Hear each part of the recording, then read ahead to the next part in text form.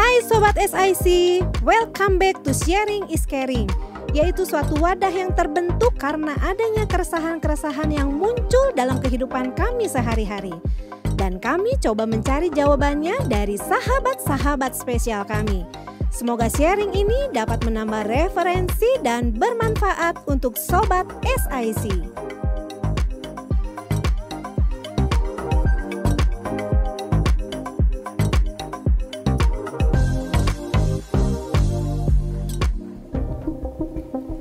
Pengalaman pribadi, perjalanan spiritual akan membentuk dan memberikan manusia kualitas yang baik dalam dirinya. Semua itu akan membawa seseorang dapat memberi pandangan yang baik dalam melihat suatu kejadian. Keresahan kali ini, kita akan membahas mengenai komunikasi dalam suatu hubungan. Pentingkah komunikasi itu? Bagaimana komunikasi yang baik itu? Jangan bosan dan terus nonton ya guys. Halo guys, welcome home. The Sharing is Caring bersama saya, Michael. Bersyukur kita bisa ketemu lagi di acara yang spesial ini. Dan saya tidak sendirian pada kesempatan hari ini. Saya bersama dengan Ko Eliezer. Halo. Selamat datang. Thank you. Sharing is Caring. Thank you. Ya, di suasana yang baru ini kok, karena itulah.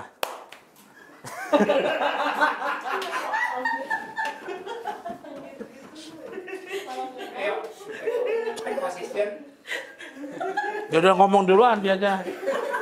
Jadi keinget kan. Wan.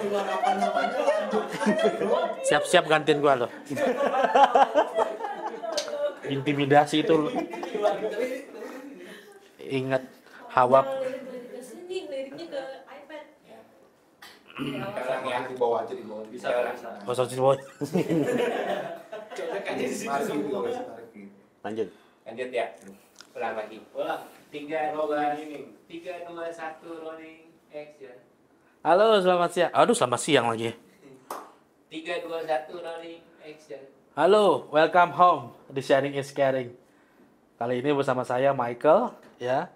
Bersyukur pada hari ini kita bisa menyapa teman-teman semua yang ada di Sharing is Caring pada kesempatan kali ini. Dan saya hari ini tidak sendirian, saya bersama dengan keluarga, sebenarnya keluarga juga dari Sharing is Caring ini. Bersama dengan Ko Eliezer. Hai. Halo. Selamat datang. Thank you. Yang kedua kalinya di Sharing is Caring dengan suasana yang baru nih, dengan ruangan yang baru. Thank you, Ko. Oke, thank you. Sudah menyempatkan waktunya dari Semarang ya, Ko ya? Yes. Dari Semarang dan tiba di Sukabumi dengan baik. Oke. Kita akan membahas tentang beberapa hal yang bisa kita bagikan, Ko, pada teman-teman yang menonton podcast ini. Dan sebelumnya kita mau kenalan dulu Ko Eliezer. Ya. Lebih dalam lagi nih. Oke. Untuk yang kedua kalinya. Ya, yang pertama Ko, ya. Ko Eliezer boleh berbagi mengenai kehidupan, ya, spiritual journey-nya dari kecil sampai Koko sekarang di sini. Oke, spiritual journey. Kalau aku mungkin bisa sharingnya itu, saya ini adalah Kristen dari lahir, seperti itu bisa dibilang. Puji Tuhan, itu anugerah Tuhan juga. Dan saya tumbuh besar di lingkungan pelayanan gereja sih sebenarnya. Jadi karena orang tua memang pelayan Tuhan, bahkan saat saya masuk jenjang SD lah ya, itu almarhum papa saya juga merupakan seorang majelis di gereja juga saat itu di Jakarta. Dan ya sepanjang masa muda saya bisa dibilang dihabiskan juga dalam kegiatan gereja lah. Jadi untuk pelayanan, untuk ya dari segala bidang itu puji Tuhan sudah sempat saya cicip dan rasakan. Tapi ya titik balik itu berubah saat saya mungkin pergi kuliah ke Taiwan. Oleh anugerah Tuhan saya dapat beasiswa, saya bisa kuliah ke luar negeri, tepatnya ke Taiwan. Dan yang mungkin yang ternyata dulu di sepanjang dari kecil sampai remaja sampai SMA lah bisa dibilang gitu, saya hidup di dalam lingkungan pelayanan gereja. Itu benar-benar membantu saya saat saya pergi ke Taiwan seorang diri gitu ya, sebagai seorang ya anak muda pertama kali keluar negeri, pertama kali ke Taiwan gitu ya, langsung jauh. Dan di sana puji Tuhan saya juga bisa bertumbuh dalam satu komunitas gereja lokal di sana, gereja orang Indonesia.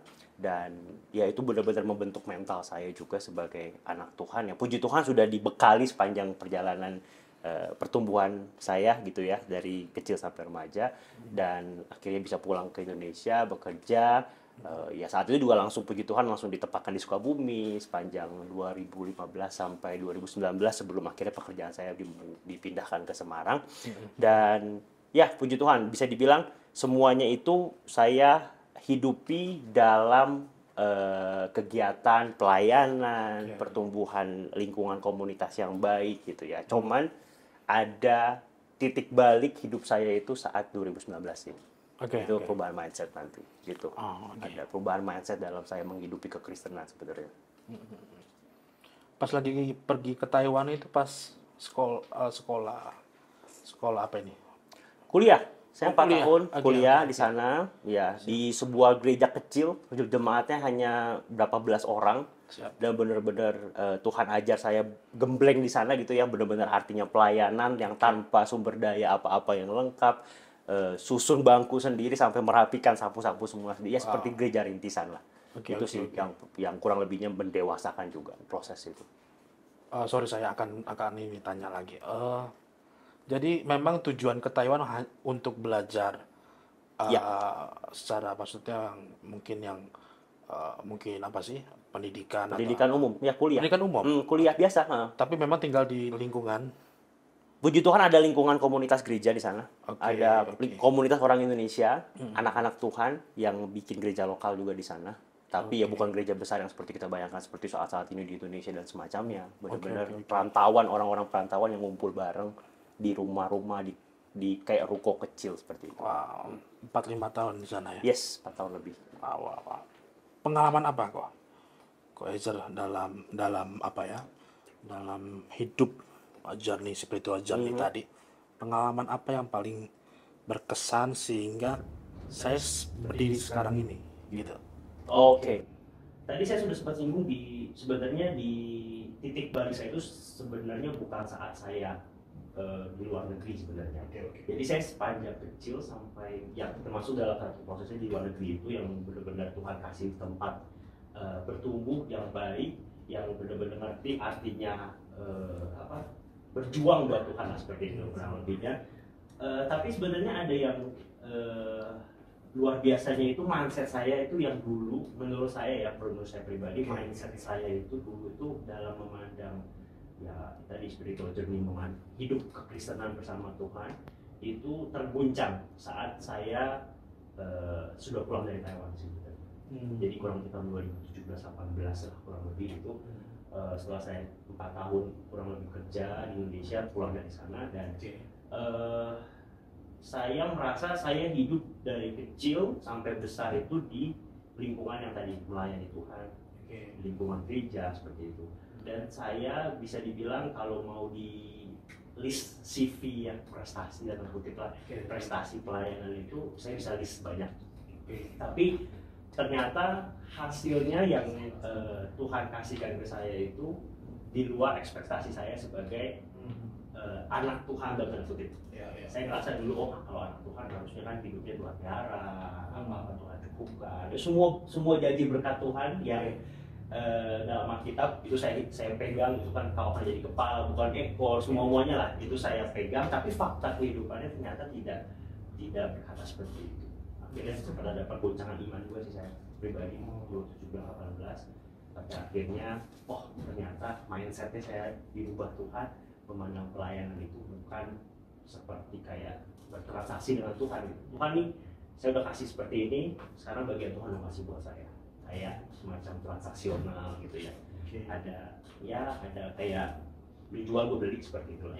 Tapi benar-benar Tuhan goncang, Tuhan rubah. Sekarang saya memandang pelayanan dengan cara pandang yang baru sih, nggak seperti itu lagi. Cara memandang Koko waktu itu langsung dari Tuhan atau memang Koko berdiam diri atau belajar atau bagaimana itu? Oh, Pengalaman tadi. proses ya. Pasti nggak bisa dalam satu malam gitu, boom langsung Tuhan kasih mimpi penglihatan dan semuanya kan. Saya mulai itu prosesnya pergumulan juga sih. Awalnya papa saya Tuhan panggil di saat saya ya baru mulai kerja 1 tahun 2 tahun gitu. Papa Tuhan panggil dalam kondisi saya belum sempat ya, dan khusus sebagai anak ya kita pasti berharap lah kita bisa nyenengin orang tua, kita bisa membalas semua apa yang orang tua sudah berikan. Ternyata papa udah panggil duluan dan saya pun belum settle, saya belum stabil dalam arti pekerjaan apa. Jadi otomatis saya anak nomor 1, anak paling besar, saya punya 2 adik gitu ya. Jadi saya seperti kayak langsung baru kerja belum lama, belum settle, belum stabil. Untuk papa Tuhan panggil saya jadi tukang punggung. Gak enak lah, pokoknya hidup gak enak lah. Terus ya berjuang, gak enak. Sampai akhirnya kok kayaknya gini banget ya, Tuhan kok kayaknya nggak bikin lancar gitu. Jadi agak nggak sampai kecewa, nggak sampai kayak Tuhan ngambek gitu loh, kayak sampai berjuang apa enggak, puji Tuhan ya. Tapi sempat bergumul pribadi sih. Apakah selama ini saya salah dalam memandang Tuhan? Dan akhirnya Tuhan ketemukan saya dengan pemahaman Injil yang benar sih. Pemahaman Injil itu saya dapat 2018 kurang lebih yang benar-benar mengobrak-abrik ke hati saya saat ini. Saya sudah 18 tahun hidup memandang Tuhan dengan pemahaman yang dulu gitu ya, diputar balikan, ternyata salah gitu. Dan akhirnya sejak saat itu saya komitmen, kayaknya saya harus mengenal Tuhan lebih lagi. Saya akhirnya lebih banyak gali firman Tuhan, lebih banyak baca, lebih banyak belajar seperti itu sampai saat ini. Dan ya nggak bisa dibilang nggak berhenti lah, kita sepanjang hidup ini kan memang harus mengenal Tuhan, dan Tuhan sangat maha segalanya, nggak mungkin kita bicara satu titik bisa kenal Tuhan sampai maksimal gitu ya. Nah kita akhirnya intinya Tuhan mau obrak-abrik pemahaman saya tentang dia gara-gara Injil. Wow. Panggilan itu panggilan Tuhan itu memang tidak pernah tepat waktu ya. Tidak pernah tepat waktu. Maksudnya tepat waktu. Oh oke. Ya. Karena memang nggak pernah akan kepleset lah. Karena waktu itu mungkin kita memang harus membutuhkan. Kalau tidak salah 2019 itu kan awal daripada COVID. Ya, timingnya pas. Nah, timingnya pas. Itu yang saya tangkap. Betul. Timingnya itu memang ya luar biasa. Apalagi kita baru bisa menginjak di Sukabumi atau di Indonesia ini 4 tahun dengan suasana yang baru. Walaupun udah bertahun juga kan. Yes. Ya. Oke, kita lanjut. Tadi Koko sempat mengatakan bahwa sempat melayani. Sekarang melayani Tuhan ya. Ya. Koko sekarang melayani apa, Pak? Pelayanan saya pada dasarnya apa yang Tuhan kasih, apa yang dipercayakan saya kerjakan. Karena tadi mindsetnya sudah Tuhan. Jadi kalau boleh sedikit sharing juga, ya tadi 2019 sudah singgung ya, timingnya pas banget. Saya COVID semua stop. Saya punya waktu buat belajar. Jadi akhirnya Tuhan yang dulu kita mungkin sebelum COVID nggak kepikiran, ada yang namanya kuliah online, ada yang namanya banyak seminar, webinar ya. Kita nggak ngerti apa yang Zoom sebelum COVID. Akhirnya semuanya itu Tuhan kasih, semua akses terbuka. Jadi saya waktu itu pas 2019 saya meninggalkan Sukabumi, saya ke Semarang, nggak lama COVID gitu ya. Dan iman saya juga lagi pergumulan. Dan akhirnya saya komitmen, saya harus belajar firman Tuhan, saya harus belajar teologi. Akhirnya 2020 setelah ya COVID udah mulai banyak gitu ya, 2020 akhirnya saya mau belajar teologi online.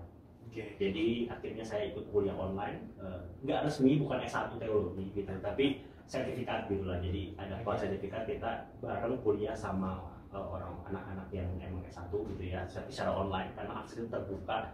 Akhirnya pengenalan nama Tuhan yang selama ini belum kita dimantapkan lagi, dan akhirnya ya sekarang udah 3 tahun lah ya, sudah cukup.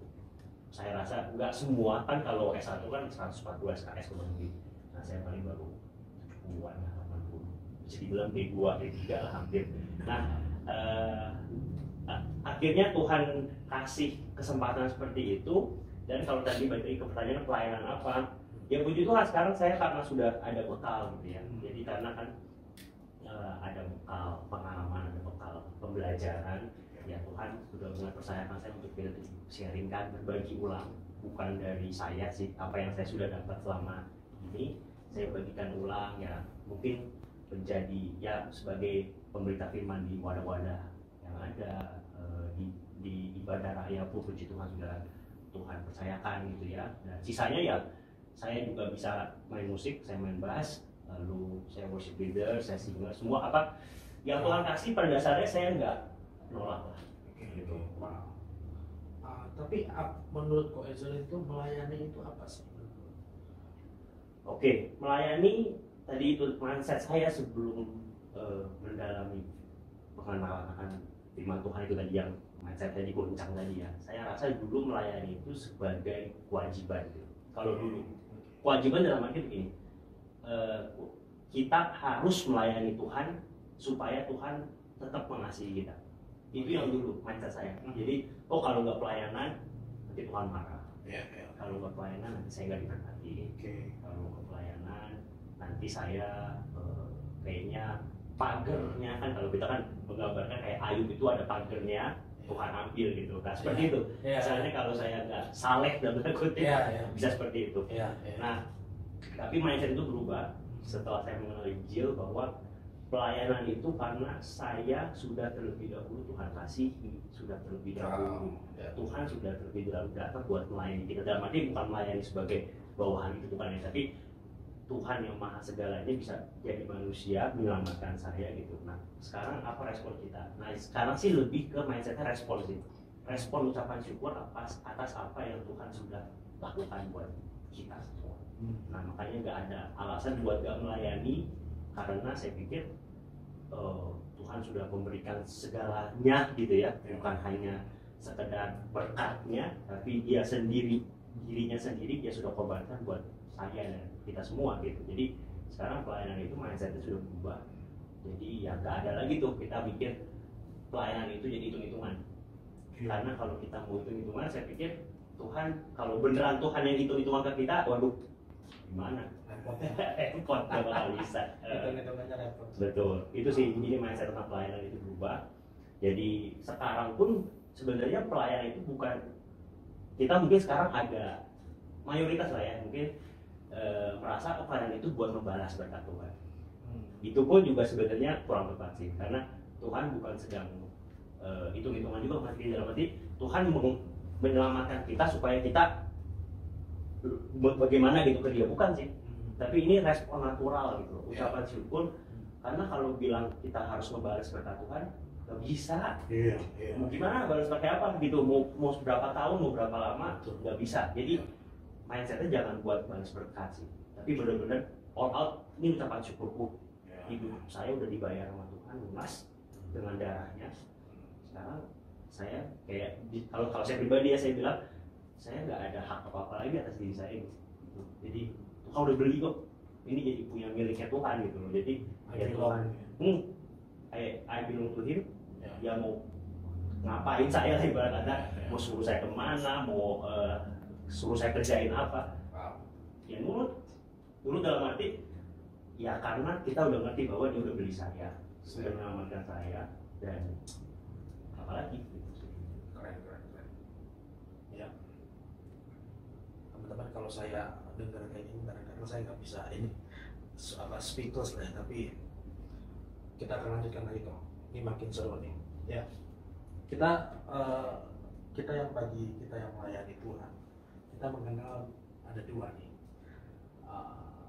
part time dan full time. Oke, ya kan. Nah, menurut Ko Ezel dan pengalaman, apa sih perbedaan ini? Part time dan full time. Oke. Iya. Part time aku sendiri pun masih bekerja. Saya masih bekerja di perusahaan, di sekuler lah seperti itu ya. Dan part time sama full time otomatis secara definisi umum ya kita menggambarkannya antara part time itu ya seperti saya, mungkin saya punya pekerjaan di luar, tapi di luar itu ya kita melayani Tuhan di waktu luang kita gitu ya. Tapi kalau full time bener-bener ya seperti kalau di perjanjian lama seperti orang Lewi lah, bener-bener mendedikasikan hidupnya untuk sepenuh waktu 24/7 di dalam pelayanan Tuhan, baik itu di gereja maupun kegiatan gereja. gitu ya. Jadi itu secara definisi ya. Tapi kalau saya pribadi gitu ya, karena full time itu kan perlu panggilan, perlu apa ya, perlu dedikasi deh. Nggak bisa kayak kita ngerasa, oh saya kalau udah mencapai titik menjadi full time, seorang full timer, kesannya, oh saya sudah lulus gitu ya, saya sudah mencapai level tertinggi dari yang namanya pelayanan. Kalau menurut saya pelayanan nggak bisa dikotak-kotakan begitu sih. Kalau misalnya kita terpanggil jadi full time, benar-benar 24/7 mendedikasikan hidup untuk melayani Tuhan sepenuh waktu, itu anugerah. Dan ya itu karena memang panggilan khusus gitu ya ke beberapa orang. Kita nggak bisa samaratakan setiap orang harus, kalau nggak siapa yang dilayani kalau kita semuanya melayani di full timer gitu ya. Nah, jadi pelayanan itu pada dasarnya sih apa yang Tuhan kasih dalam hati kita, apa yang Tuhan panggil, gimana responnya kita sih. Kalau memang ternyata Tuhan tempatkan kita di marketplace, di pekerjaan sekuler seperti itu, kita bisa melayani, tetap bisa melayani kok. Entah itu dalam seperti ini kita melayani dalam kegiatan gereja, maupun kita dalam menjadi saksinya di ladang Tuhan. Itu bicara ladang di luar itu loh, yang memang belum kenal Tuhan. Itu sih yang itu menurut saya juga pelayanan. Menjadi saksi Kristus juga melayani. Gitu. Jadi sama sebenarnya. Secara definisi ada perbedaan. Ada perbedaan. Tapi dalam mindset gitu jangan, oh kayaknya full timer lebih eksklusif, lebih keren, lebih levelnya lebih tinggi. Saya cuma part timer, gimana? Apa yang kita Tuhan kasih taruh, lakukan gitu loh. Itu sama-sama berharga kok di mata Tuhan. Ya. Kembali lagi dengan full time dan part time tadi.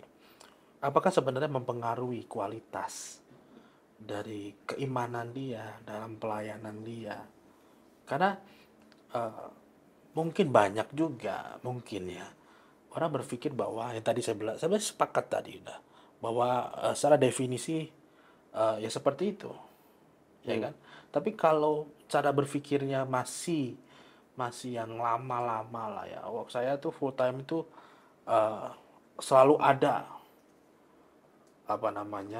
di sekretariat. Aku ada buat kamu. Kalau part time kan nggak bisa, ya kan kayak gitu. Bagaimana Ezer bisa sampaikan? Oke, dalam kaitannya dengan kualitas keimanan gitu. Ya, apakah mempengaruhi? Oke. Kalau kita lihat secara zoom out dulu ya, secara kacamatanya kacamata logika lah ya, kacamata umum ya. Full time itu memang sepenuh waktu melayani Tuhan, harusnya untuk pertumbuhan iman personal sendirinya pun itu harusnya juga lebih menguntungkan. Dalam arti pertumbuhan imannya lebih solid sih, karena memang dia waktunya full buat melayani Tuhan, waktunya juga full buat menggali firman Tuhan. Jadi nggak ada disturb dari kiri kanan. Kalau kita kan sambil kerja mungkin ya office hour ya kita masa kita belajar Alkitab nanti dipecat bosnya gitu ya. Nah, secara logika seperti itu, harusnya seperti itu. Tapi belum tentu secara result hasilnya seperti itu gitu loh. Karena Tuhan kalau udah mau pekerjaan Tuhan itu mau pakai siapapun, itu nggak di kotak-kotak sih. Kayak kita sambil kerja, kalau kita punya hati, kita buat jiwa-jiwa, kita mau melayani gitu ya, itu bisa aja Tuhan pakai buat hasilnya pun nggak kalah. Dalam arti kalau kita mau bilang saing-saingan lah ya, harusnya bukan saingin sih. Tapi resultnya itu nggak ada yang lebih spesial sih menurut saya. Tapi memang kalau memang kita punya panggilan khusus ya untuk melayani sepenuh waktu, itu juga anugerah sih, luar biasa. Saya juga salut, saya sendiri kan juga bukan full timer. Jadi saya salut sama orang-orang yang Tuhan panggil dan menanggapi responnya itu baik dengan mempersembahkan waktunya sepenuh waktu buat melayani Tuhan gitu. Tapi jangan salah, ada juga banyak di luar sana yang full timer pun mungkin motivasinya juga nggak benar gitu. Mungkin ya supaya udahlah daripada saya juga kuliah biasa juga nggak mampu lah, udah segala macam, jadi udahlah jadi apalagi di konteks daerah tertentu yang merasa seorang rohaniwan itu sangat dihormati, sangat lebih prestis lah dibanding dengan kan ada beberapa daerah yang pekerjaan impiannya itu pegawai negeri rohaniwan gitu ya. Karena di dalam konteks masyarakatnya itu lebih dihormati, lebih keren dihormati, lah. Nah, ya. mungkin ada juga yang motivasi seperti itu. Cuman pada dasarnya sih kalau dalam esensinya sendiri pelayanan itu nggak bisa dikotak-kotakan lah. Kita pun tadi full timer standby di sekretariat misalnya. Kamu perlu, gue ada gitu seperti itu. Tapi kita pun yang awam dalam arti yang sekuler, tapi memang punya hati, jangan salah kita juga bisa. Dalam arti malam-malam nih kalau kita telepon kan kita di sini mungkin ada persekutuan apa? CG, Komsel dan semacamnya gitu ya. Kalau kita sekarang dipercaya menjadi mungkin pemimpin atau kepala dari small group kita, community kita, malam-malam kalau ditelepon curhat gitu kan. Kok ini lagi berantem nih, gimana nih, tolong dong bantuin dong, bantuin doain dong, atau enggak sakit nih mendadak apa gimana. Kita respon, kita tolong, itu juga bentuk pelayanan sih.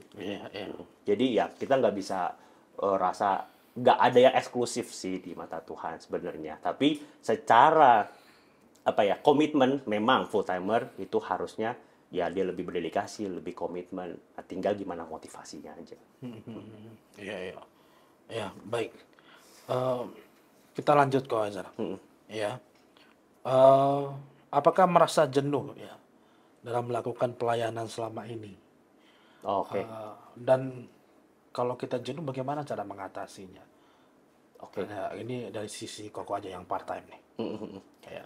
Saya di sini tantangan saya secara pribadi ya, itu karena saya bekerja, saya punya keluarga dan saya melayani gitu. Jadi gimana menyeimbangkan 3 tiang ini gitu dalam waktu yang ada 24 jam sehari, potong tidur lah, tidur, taruhlah 16 jam sehari, gimana menyeimbangkan 3 pilar ini gitu ya dalam melayani keluarga dan bekerja.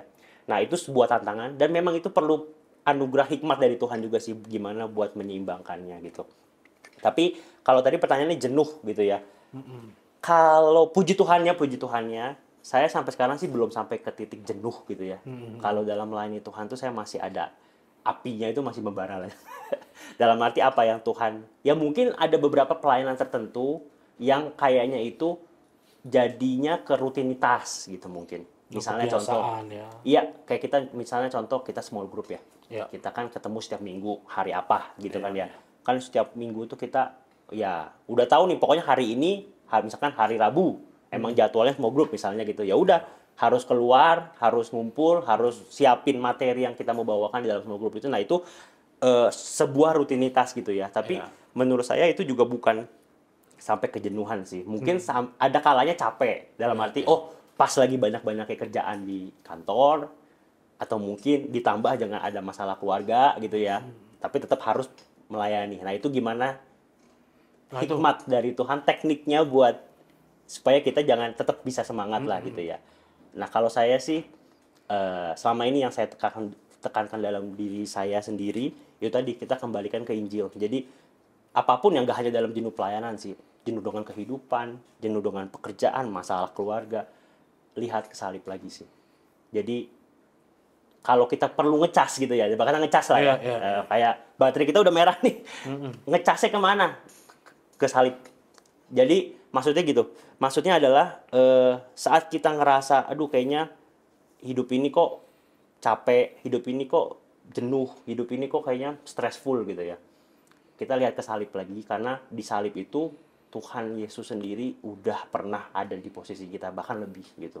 Ya apapun lah masalah kita bisa list banyak-banyak, semuanya itu esensinya Tuhan sendiri udah pernah rasakan sih. Tuhan udah pernah lakukan, kerjakan, dan alami buat menebus kita. Jadi ya kita tahu ya semua Injil bahwa Tuhan kita itu bukan Tuhan yang jauh di awan-awan, yang di tahtanya cuma bilang, you selamat. Ngelamatinnya nggak gitu. Tapi ngelamatin dengan jadi manusia sendiri, dia serap semua kesakitan, kesulitan manusia. Bukan supaya kita sekarang nggak merasakan kesakitan, tetap kita ngerasa sakit, kita ngerasa sulit, kita ngerasa susah, karena kita hidup di dunia yang masih berdosa kan. Tapi Tuhan serap itu semua karena dia itu Tuhan yang emang mau ngertiin kita gitu loh. Jadi kan selama ini kan kita, kalau kita curhat lah sama temen, lu mah nggak ngerti gua, lu nggak pernah di posisi gua gitu. Kita lagi stres gimana, kita pasti ngomongnya secara manusia kecenderungan seperti itu. Tapi ke Tuhan Yesus nggak bisa loh. Oke. Kita bilang, Tuhan lu nggak ngerti gua gitu. Apa yang Tuhan belum rasain coba gitu. Iya. Dikhianatin pernah, diludahin pernah, dihina pernah, nggak punya harga diri, disakitin. Sebutlah semua gitu. Tuhan udah ngelakuin itu semua. Nah sekarang kalau kita ngelihat lagi ke salib, di mana Tuhan puncak semua Tuhan penebusan Tuhan itu, saya ngerasa saya cukup di recharge gitu. Dalam arti, wah Tuhan Yesus udah begini, masa sekarang saya begini gitu. Itu sih kalau saya. Ya, kalau dalam titik jenuh itu biasanya kalau kita nggak kembali, ini saya simpulkan nih, kalau kita tidak kembali kepada Sang ya yang telah mati gitu kan, yang telah menebus kita pasti akan jatuh. Ujung-ujungnya kita akan nggak pelayanan, kita tiba-tiba hilang dari peredaran. Betul. Ya kayak gitu-gitu ya kok ya. Wah, oke. Jadi memang sangat penting bagi kita yang melayani Tuhan untuk terus makin dekat sama Dia. Ya. Makin dekat dan terus merimain diri kita bahwa tanpa Dia kita nggak bisa apa-apa, tanpa Dia kita nggak akan full charge. Ya, Oke. betul. Gitu ya kok ya. Betul. Oke. Ini terakhir kok Yes. dari spiritual journey kok. Tadi kok sempat hampir ada beberapa kali, saya nggak hitungin itu, tapi tentang Injil. Ya. Menurut Ko Ezer itu Injil itu apa?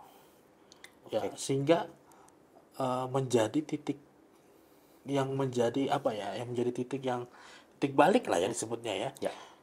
Mengubah semua kekristenan Koko dari kecil sampai di sekitar 2017-2018 waktu itu ya. Betul. Nah ini apa? Injil apa sebenarnya? Oke. Kita sebagai orang Kristen sering dengar kata Injil ya. Kita pastilah Injil itu kan Kitab empat Iya. kitab itu ya.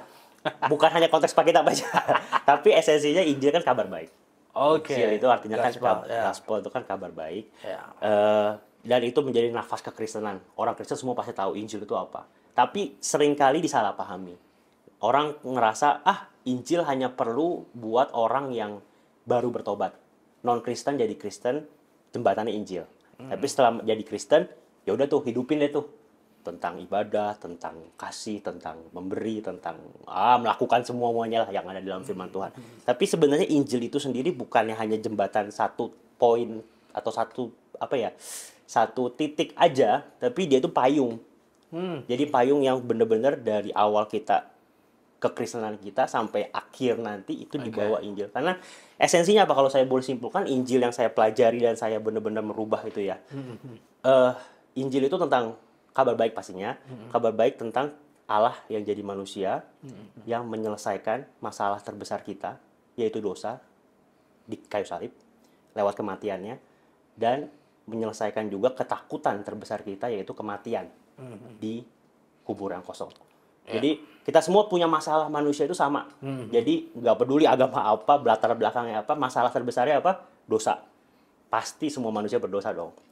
Tapi dalam Injil, dalam kekristenan itu udah diberesin sama Tuhan di kayu salib.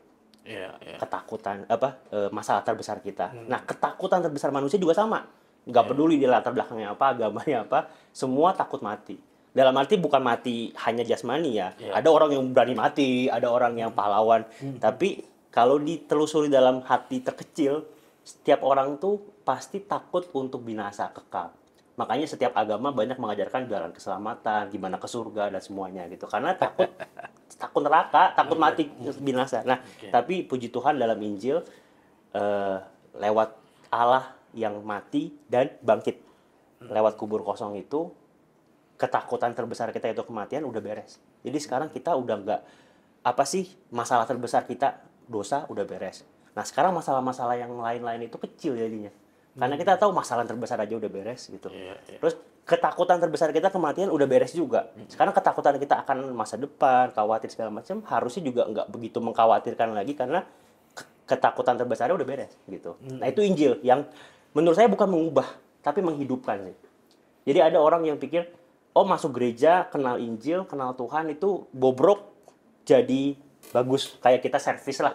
Barang-barang rusak jadi baru lagi gitu. Bagus lagi lah, ibarat kata bisa dipakai. Enggak sih. Tapi kalau Injil itu menurut saya lewat apa yang saya dalami dalam firman Tuhan dalam Alkitab, Injil itu mengubah yang hidup jadi mati.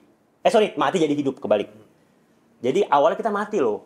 Kita itu kan dalam keberdosaan kita harusnya mati gitu loh. Kalau kata kitab Yeskiel, penglihatan Yeskiel waktu itu dia lihat banyak tengkorak, tulang belulang yang udah kering.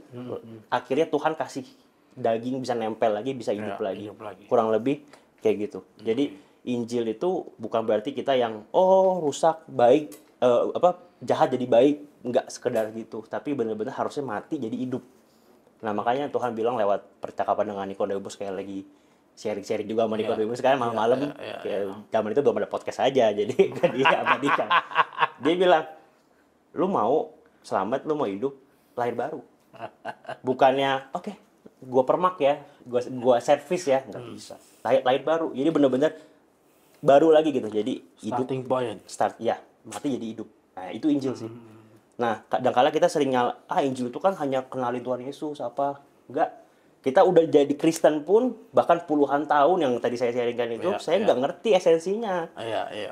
Kelamaan di dalam lingkungan kekristenan, saya rasa kekristenan itu berarti kan saya tahu, udah ngerti, saya udah selamat.